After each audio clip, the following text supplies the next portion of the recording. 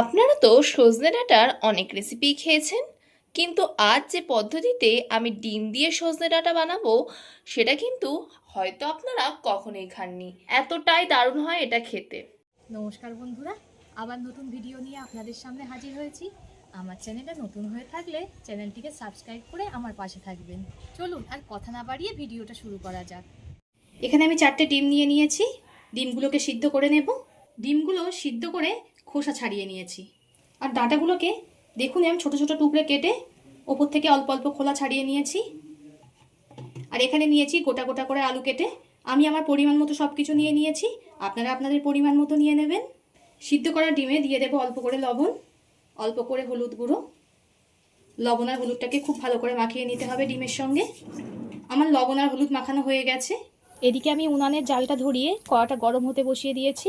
কড়াটা গরম হয়ে গেছে, এতে দিয়ে দেবো সর্ষের তেল। তেলটা গরম হয়ে গেছে, গরম তেলের মধ্যে নুন হলুদ মাখিয়ে রাখা ডিমটা দিয়ে দেবো ভাজার জন্য। ডিমটা কিন্তু সিদ্ধ করে মাঝখান থেকে অল্প অল্প করে একটু চিড়ে নিতে হবে।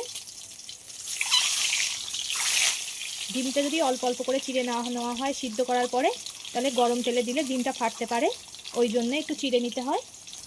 ডিমটা আমার ভাজা হয়ে গেছে, খুব একটা বেশি ভাজবো না, ঠিক এমন অল্প করেই ভেজে নেব।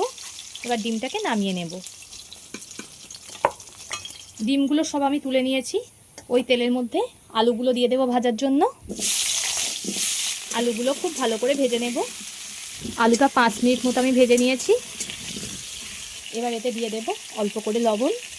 লবণটা যদি আমি প্রথমেই দিতাম আলুটা জড়িয়ে যেত, তাই লবণটা কিছুক্ষণ আলুটা ভাজার পরেই দিতে হবে।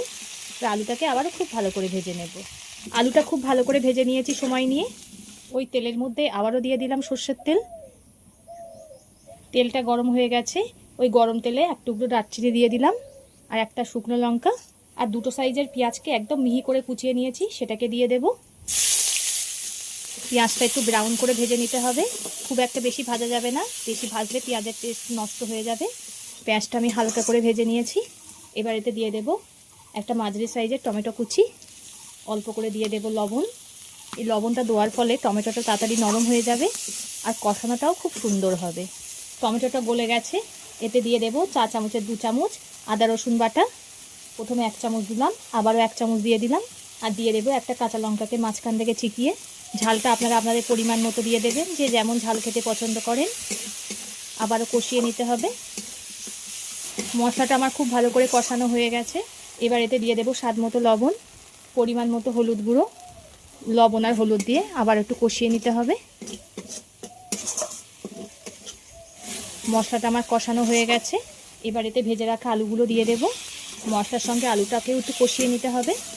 2-3 মিনিট মতো কষালেই হয়ে যাবে। 2-3 মিনিট মতো কষালেই হয়ে যাবে, খুব একটা বেশি কষানোর দরকার নেই। মশলার সঙ্গে আলুটাকেও আমার খুব ভালো করে কষানো হয়ে গেছে। এবার এর মধ্যে দিয়ে দেব ডাঁটাগুলো।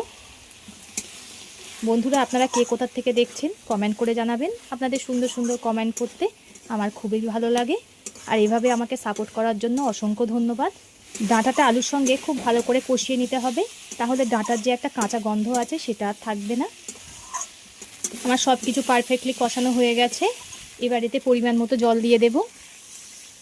আমি আমার পরিমাণ মতো জল দিয়ে দিয়েছি, আপনারা আপনাদের পরিমাণ মতো জল দিয়ে দেবেন, যে যেমন ঝোল খেতে পছন্দ করেন। এবার ঝোলটাকে ফুটতে দেব। ঝোলটা খুব ভালো রকমই ফুটে গেছে। এবার ভেজে রাখা ডিমগুলো দিয়ে দেব। আমি এখানে 4টে ডিম নিয়ে নিয়েছি, আপনারা আপনাদের পরিমাণ মতো নিয়ে নেবেন। আর এই পদ্ধতিতে একবার হলেও ট্রাই করে দেখবেন, খুবই সুন্দর লাগে খেতে। আবার ঝোলটাকে ফুটিয়ে নেব।